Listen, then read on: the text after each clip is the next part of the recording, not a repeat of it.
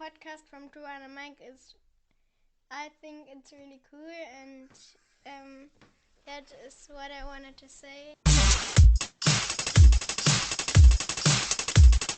Two and a mic. Two, two, two, two and a mic. Two, two, two, two and a mic.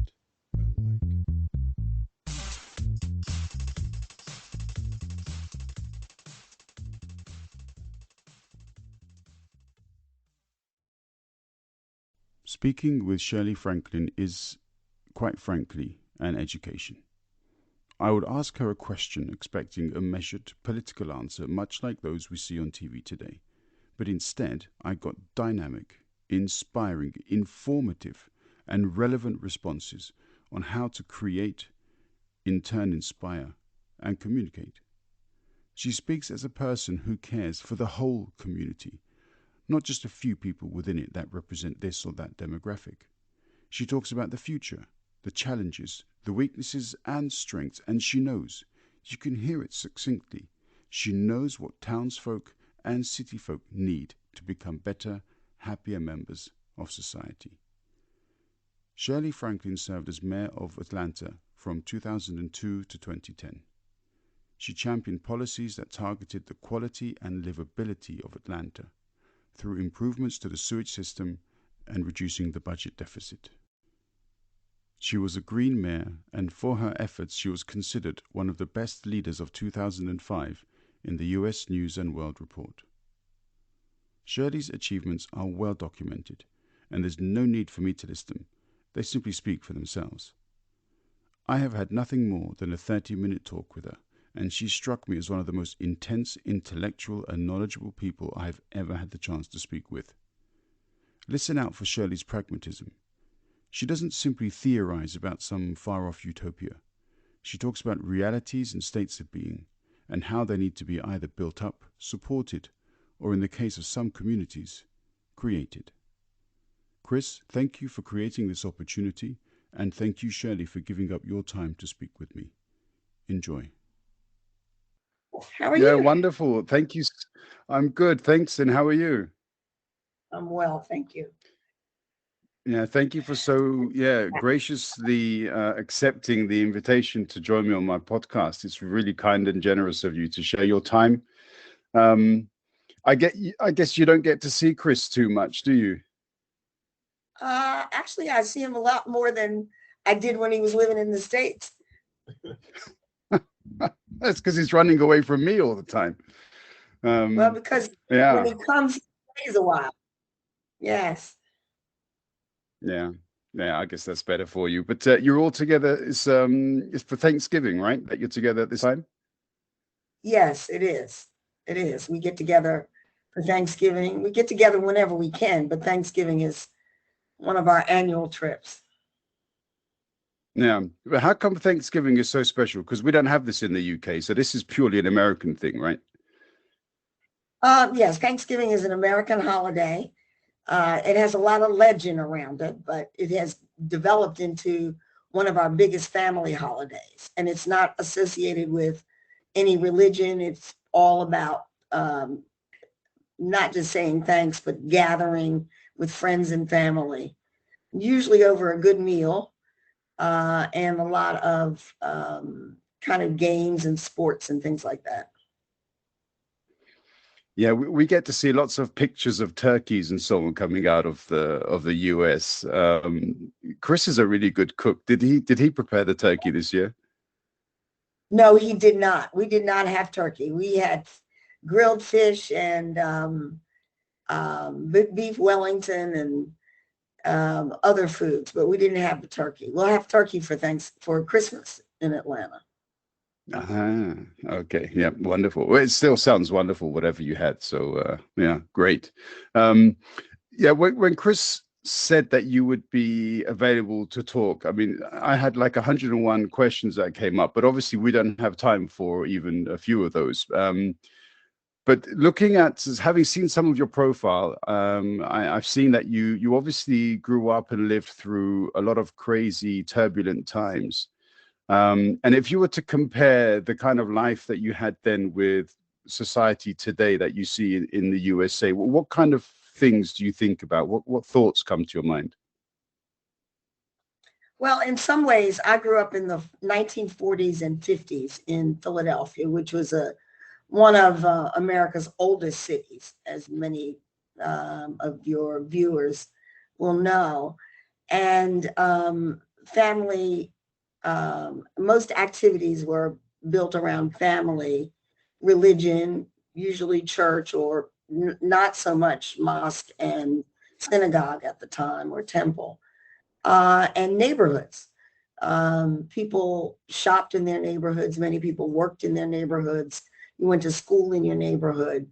So you really had a close sense of family, extended family, beyond that was not really beyond a physical geographic area, almost like a small town within a lot of small towns within a larger city.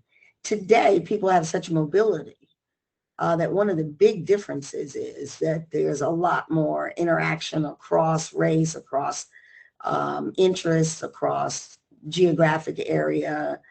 Um, People work in Georgia, in Atlanta, people work 40, 50 miles from home, which was very uncommon in the 40s and 50s. So I think that brings both opportunity and challenges. This new lifestyle brings both opportunity and challenges. It brings opportunity because all of us have a much wider view of the world because we're interacting with people from all backgrounds more consistently and regularly, largely through employment and business. But the challenge is we've lost that sense of belonging in a neighborhood or an extended family. And that has created a lot of tension among young people, but also in the political arena as well. Yeah, I mean, I've read a few. I've read through Hidden Figures. I've read Becoming, and these are stories which, when you read about them, community, the sense of community, is an integral part. So, do you feel that that's becoming sort of watered down? It's becoming diluted nowadays. No, I think that we have to work harder to create it. And there are neighborhoods and there are organizations, and your young people in the United States are connecting largely electronically. I mean, they're on Zoom together, they're sharing stories together, and their network is much wider and they're using technology. Those of us who are a little older don't use that as much. We really miss the face-to-face contact. But what we're finding in Atlanta and throughout most southern cities is that there really is this reemergence of neighborhood connectivity. People are wanting to move. So when you have a place that is considered a healthy neighborhood, in other words, it's safe, it's affordable, you have access to all of the amenities, whether it's a school or grocery store or place of worship. I mean, when you have all of that in one place, we're finding that the property values are higher there because people are looking not just for a neat place to live, but they're also looking for a place that they belong or can belong and contribute. And that's presented a whole new set of challenges because many of the places that they're moving into are places that traditionally have served low-income people, and they're being pushed out further and further outside of the inner city. So in the United States, they call it gentrification. Unfortunately, there's no set definition for that. But let's just suffice it to say that the demand for in-town living, even if it's in a town or it's in a city, the property values have really skyrocketed in the last 15 to 20 years, making it harder for people with limited incomes, whether it's senior citizens on fixed incomes or people who are just starting their career, to find a place to live, close to work, close to the amenities. That was not the case when I was growing up in the 40s and 50s. Yeah, I mean, and you've managed in many ways the development of communities in some of your political positions, unless I'm mistaken. How much of that of your time was taken up in this sort of really detailed level of attention to local communities and so on? Well, I'd like to tell you that I was really just a team player in many ways. Sometimes I was the key team player, but most of the time there was a team of people. And what we found about 25 years ago in Atlanta is that you can help communities rebuild themselves, but it needs to be a mix of public and private engagement as well as local residents. And it needs to be, I'm going to say, stratified or tiered. In other words, the availability of housing and top quality education needs to be available to people regardless of their income and regardless of their background. And the program was started in a community called East Lake. East Lake community was known as Little Vietnam in the 60s and in the 70s and 80s. And it's now the Villages of East Lake, and it's really developed into a mixed income community where low income people who require government subsidy for housing and for other services, as well as middle and some upper middle income people all live together. They go to the same schools, the same churches, the same grocery stores. They walk the same streets. They get to know each other as neighbors. From outside of the USA, we get obviously bits of news here and there, and usually that news is highly politicized. So depending on which news source you speak to, you kind of get a very how should we say, a limited view of how life can be. And we always get this feeling that communities in the USA are highly divided politically, racially, or class status. But what you're saying doesn't seem to be the case. So we're getting really bad information, right? No, I'm not saying that. I'm saying we're working against what you described. In other Okay. words, there are not-for-profit, for most part, not-for-profit, and a few for-profit developers who have developed something called neighborhood development. And I will guess that there are probably 300 to 400 communities like this spread across the United States, but not in every state. Um, Even with that, in a city like Atlanta, there are 3 such communities. But there are another 9 that are completely disinvested by government and the private sector. So we've got a long way to go. But we do now have models for doing this kind of work and an acceptance, a broader acceptance among political leaders and some private sector leaders that this is a better way to build in the United States. You just don't build housing separate from schools, separate from centers of commerce. You try to build it all together. So we have something else called transit-oriented development, and where we are trying to build housing, mixed income housing along our transit system, which in a city like Philadelphia, I grew up in a city that had transit 100 years, where Atlanta has had transit since the 70s, 1970s. So the larger cities have a lot more of that, where there's development that is mixed income along the transit line. Racial issues continue to be an issue in the United States. Issues of discrimination against women, women's rights, LGBTQ, um, people with disabilities. Any difference can cause a problem. And unfortunately, we have a long, long history of racial discrimination and class discrimination. So we're fighting against that. I consider myself having a baton in one hand, ready to pass it to the next generation. When I mentioned the book earlier, Hidden Figures, a smile came to your face. Do you feel that that book and then the subsequent movie finally gave some recognition to the women, the African American women, who did so much at the time to sort of bridge the gap between, should we say, different kinds of communities? but also proved how great the potential is of diversity. I smiled in part because both books were about women. So I was really proud of you for that.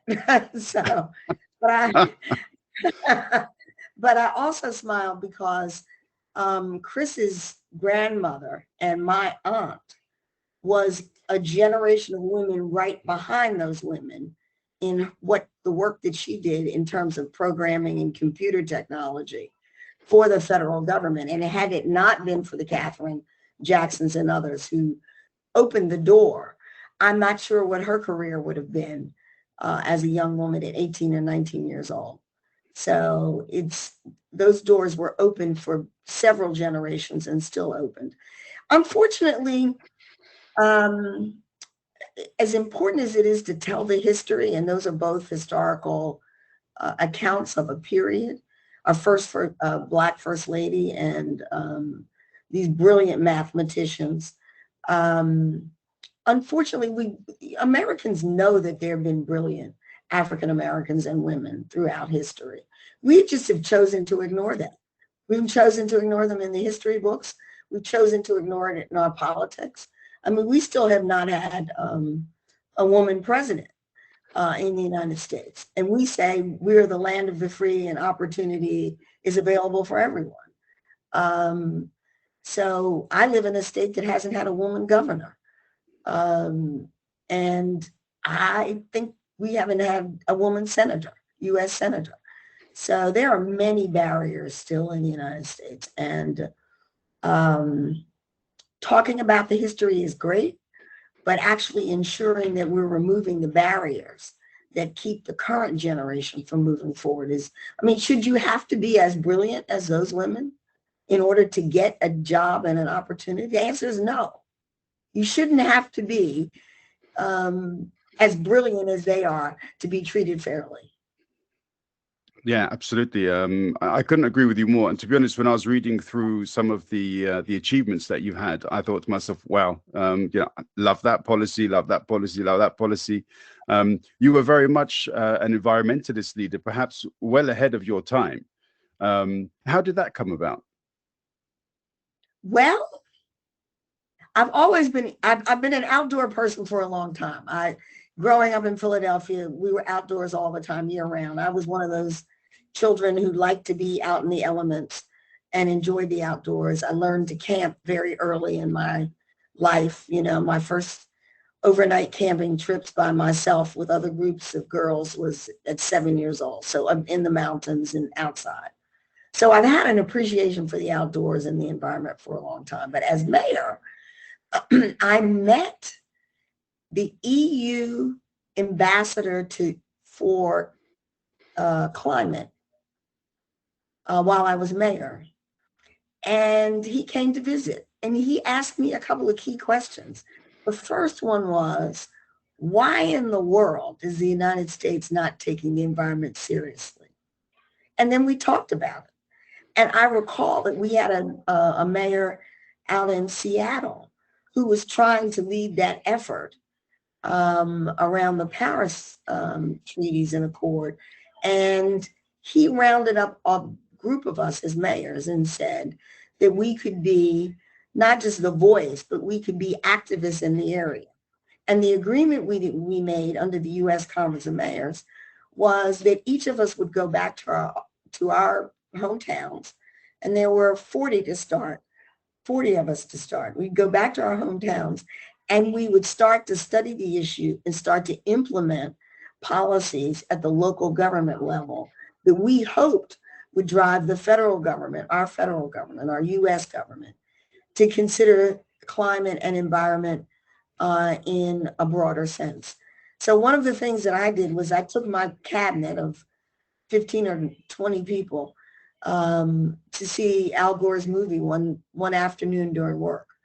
And they were all like, well, we don't want to go. I'm like, well, no, we're all going. The police chief, fire chief, the corrections, the planning folks, airport manager. And I said, look at this. I mean, this is our world that we're destroying. And each one of them came up with initiatives in their departments. And we just started trying things Had the first Office of Sustainability in city government. It's much larger, much more engaged now. Started celebrating Earth Day, which sounds really pretty pedestrian today. But, 20 years ago, we started celebrating in a big way and in gathering all of the environmental activists and scientists who would want to be a part of our conversations. So I got drawn into it because the EU, an ambassador came to visit and said, America sucks on this. Why don't you do something about it? You seem like you're a smart lady, right? I mean, it's interesting. You mentioned the Paris Accords. So President Obama signed up for the Paris Accords with regards to climate control, and then the next president decided, no, I don't want to have that. Let's get rid of that. So clearly, this is a kind of policy which requires cross-party support, doesn't it? But so many people on one particular side of the aisle are against that. Do you know why that is? Oh, I think some of it is just strictly politics. It's certainly not science. I mean, there's some people who just say they don't believe in science, which is ridiculous. So, I mean, we can't even deal with that contingent, which is, but the fact of the matter is that's why mayors thought that they could be so instrumental in this, is because our feet are on the ground. Many of us run water and sewer systems. We run transit systems. We do land use planning. We do development planning. I mean, we are intimately involved in the elements that affect, or the components that affect climate and the environment. We run airports. I mean, how you build roads, whether the road is porous or non-porous. I mean, there's whether there's erosion control. If you're along the coast, obviously, it's along our coastal areas are. But even if you're in a community like ours in Atlanta, which really doesn't have any underground aquifers, but has a huge highway system.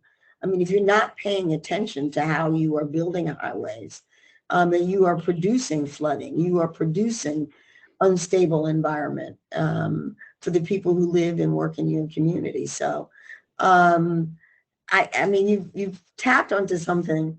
I mean, there are a lot of issues to talk about, but I actually believe that environment is an issue that really needs to be at the top of the heap.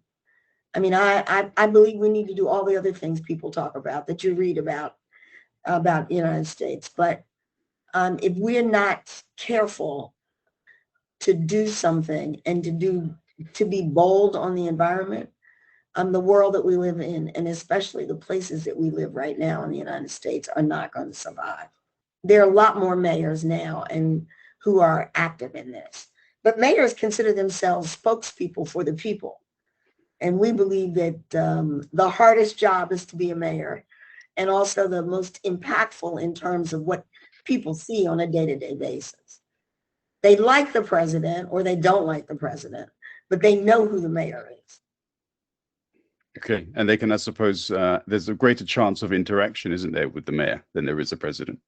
Well, I would say yes, there's a lot more. I mean, there's almost no chance to interact with a federal official compared to a local official like a mayor or a county manager or a county official. People who are live in the same place you live, who are out and about, who open their offices. I did something called open Meet the Mayor Night for 8 years, once a month. And anybody could come in, no appointment, no time limitation. And we'd have 20 to 25 people come, and they came for all kinds of reasons. Some people came, when one couple came and brought their daughter, neither one of them were college graduates or university graduates. And their daughter had been accepted at several colleges, and they wanted my advice on what would be the best college for their daughter. Now, try having that conversation with anybody other than a mayor or a local official. I mean, that would have been screened out at the door, right? That would have been screened out at the door. Someone else was concerned about her son's health and wanted to get ideas about how to interact. So, I mean, even though I didn't have all the answers, I often was able to refer them to people who could help them. Yeah, there's a lot of talk that we get as well about the American healthcare system in general, social security. It's perhaps not very high up on the political agenda. It's expensive. There are many different policies and so on that could be, I suppose, at some point referenced. But whenever I speak to people about what their opinions are on the USA, they say, oh, I couldn't live there because you only get 10 days holiday for your first job. Medical care is expensive if you don't have insurance. Some people can't afford the insurance. How politicized are these topics at the moment, do you think? At the moment, they're not as politicized because we just went through general elections across the country. They're not as politicized, at least if you look at our U.S. Senate elections, the senators who support it, who support Social Security, who support a higher federal contribution for education, especially university and college education, who support humane immigration and smart immigration laws, all of the Democratic senators, with the exception of one, who were incumbents, who had supported the policies that you've described, got reelected. So if in fact the country was so divided, they would have been booted out of office. So that's a good sign. The second thing is, to some extent, the question is, how do you get educated about the issues in the United States? Do you rely exclusively on internet news, or do you rely exclusively on network news, or do you rely just on your friends and family to tell you? I mean, I don't know that we do as good a job as we need to on civics and the role of the individual in helping to understand the issues, and therefore not only understanding them and then shaping them by their own actions. So sometimes people get really crazy and just run on one issue. But for the most part, our political leadership are much more thoughtful folks than that. Are you, or not necessarily afraid, but are you concerned that there are some states in the USA where they refuse to teach critical race theory in schools? It's ridiculous. It's ridiculous. And I live in one of those states, in Georgia. I mean, forget critical race theory. Let's just teach American history as it happened. And it is well documented. We don't have to call it anything. Let's just talk about a balanced view of and world history, frankly. Can we teach world history and American history with all of its warts and problems? Can we talk about Indians, Native Americans, Latinx, African Americans, Caribbeans, immigration, as opposed to glorifying how wonderful things are with and excluding all of the problems that people have had to overcome in order to be successful. Yeah, this is a similar problem that we have in the United Kingdom, for example. I mean, they never talk about the horrors of colonialism and all of the suffering that was caused. So I can, having done a bit of reading on the USA, I was extremely surprised when I read that Thomas Jefferson, for example, had 600 slaves, and so many. Yeah. Well, I mean, all of it. I mean, you can go all the way back to slavery, or you can go before that to, the slaughter of the natives who lived here. There's a lot of legend around Thanksgiving about how, the native people and the explorers, basically, they were explorers, got together and they just had this peaceful time. Really? That's not I mean, it's a good holiday to have. Don't misunderstand me. But this this notion that all was well is ridiculous. But that's okay, because I think younger people, both in the UK and really around the world, are demanding more truthfulness in the information and from those who are providing the information, and the media and frankly technology and the internet allows that, because you can have different conversations than the mainstream and mainstream media. And yeah, I live in a state just like that, that actually thinks that if a child is uncomfortable with the history lesson, therefore the history shouldn't be taught. How long can that last? I think it's really going to be a blip on the screen. Yeah, I hope so. There is a lot of there are a lot of efforts to sort of revolutionize the educational system to be able to highlight some of these parts of history, without acknowledging some of the horrors that are committed by the governments that of the past. Some people are afraid that these horrors will be repeated. No, absolutely, we need to be afraid of that. I mean, fear can be a motivation for change. So yeah, we need to be afraid that generations after us will be uneducated on the truth about the history and could in fact repeat some of that. And we see that in police brutality in the United States, targeting African Americans and Latinx. We see it in terms of the funding that's available for families who are the descendants of those who were. I mean, it was in the 1940s. I was alive when the U.S. policy was put in place that did not allow African American soldiers who came back to the United States to be equal in their ability to buy a home, into their ability to get a job, in wages, etc. Really? I mean, I'm 77 years old. I was born in 45. And those soldiers came back, and some of them were beaten and killed, but many of them had to do menial jobs after being a part of a freedom effort, so to speak, in Europe. Yeah, I remember in one of the chapters that I read in Hidden Figures, there was a family that were moving from one state to another, and they sort of drove through the night, and the father of the family stopped countless occasions to see if he could put up his family in a hotel. And it was a long night before they actually found a hotel that accepted them. Exactly.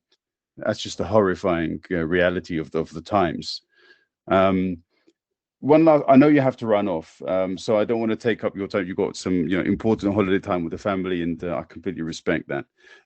Before you struck a very positive note with regards to the education of the youth and so on. Generally speaking, are you more positive going into the 2020s with regards to the next generation than you were when you became mayor? I am very positive about youth. I think the youth that we're seeing in the United States and what I read about in other countries are much more prone to that kind of activism. I'm now talking about peaceful, nonviolent activism based on fact and research and bonding together in the interest of human rights than I have seen since the 60s. Brilliant. Shirley, thank you very much. Your thoughts, your opinions, your historical knowledge. I'm just really happy to have had the chance to speak with you. So thank you for your time. Thank you very much. And you have a wonderful day.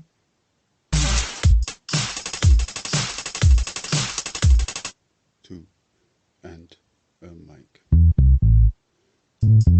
Two.